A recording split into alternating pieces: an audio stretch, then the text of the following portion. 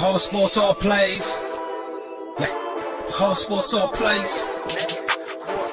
All sports, all plays. 365, we making up plays. You talking the game, get you through the days. We're high in the court, the dime in the lane. Variety, topics, living the same. All presentation, sports information. In the airways, taking the nation. All sport, all plays, like working your faces. Grace at the field, so tie the laces. All sports, all plays. Yeah.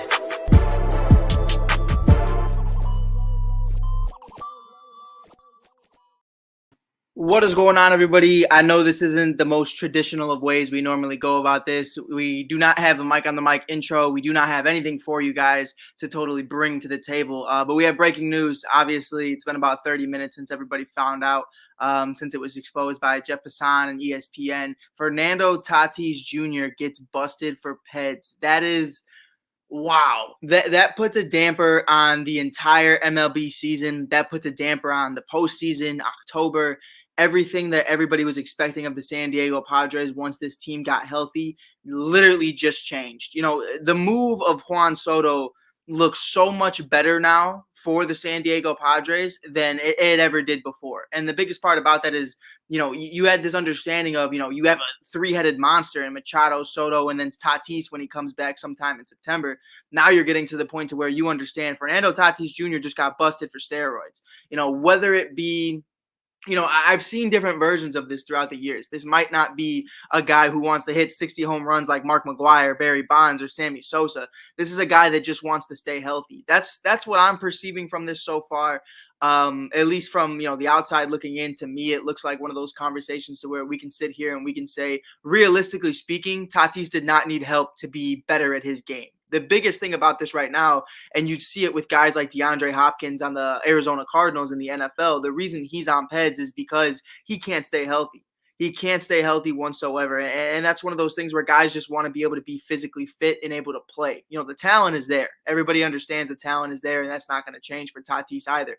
But the reality of the situation is he has a shoulder surgery that ends his season last year, the wrist surgery this year that ended his season this year.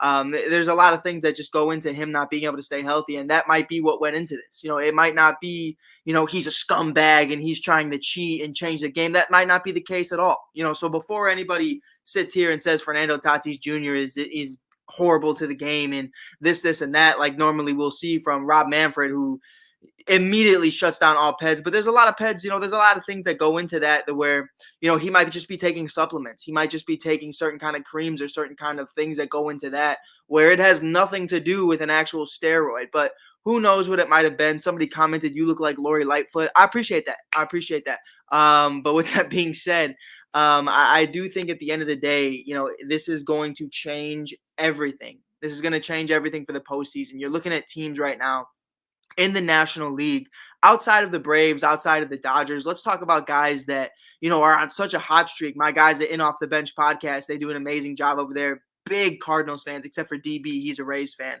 But Randy Jowers and Jim Cross are probably ecstatic right now that Tatis isn't coming back. They are huge St. Louis Cardinals fans. And the biggest thing about that is, you know, you're looking at Arenado, you're looking at Goldie, who just got welcomed to Team USA for the 2023 Baseball World Classic. So super excited about that.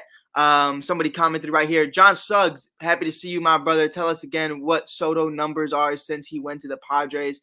I mean, hey, the reality of the situation, he's been there a week, so I think everybody should relax. But Goldschmidt get MVP. I think, yeah, I don't know about that. But we'll see what happens. I think there's a lot of things right now that we need to take into consideration when you look at a guy like Fernando Tatis Jr. And I think one of those things need to be his injury history. I think his injury history is so important to this conversation because the way PEDs is even working nowadays, this isn't SARMs. This isn't a conversation to where this guy's injecting a needle into his body every single morning. It's a conversation of what was he using and what supplements was he potentially using to really get that going. I see y'all in the TikTok comments. Y'all better be smooth. Y'all be smooth, Z Godfather. Y'all be smooth over there. I see y'all in the comments. But it's definitely a shitty situation nonetheless. It's really disappointing. It was going to be a great season. It was going to be a great postseason for me. I was super excited to see all these teams going at it. And this is the moment where Juan Soto, you just honestly, the biggest thing about it is Juan Soto. You know, you just traded everything away, whether that be the future or whatever you want to call it. Mackenzie Gore, CJ and company, they're all gone.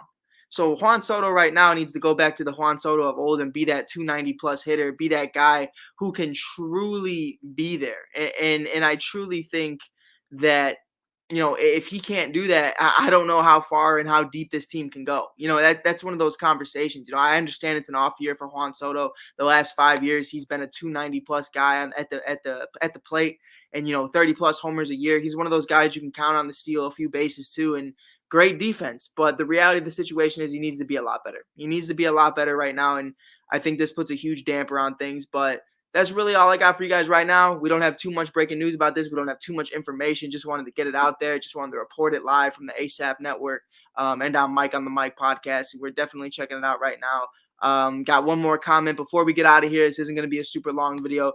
Do the Padres need to look into veteran pitching instead of defense? I think right now, with the situation at shortstop, the issue with that right now is CJ's gone, and he wasn't performing well to begin with. And now you're looking at the situation to where Fernando's not coming back. I think you definitely need to go check out what Didi's doing right now. I believe Didi just got released, if I'm not mistaken. So there's a couple guys out there right now, and it just sucks that it happened right after the trade deadline, because you could have done something. Maybe not something major. You're not going to completely replace Tatis, but you definitely have to do something right now to where you just figure out what you're doing. But with that being said, thank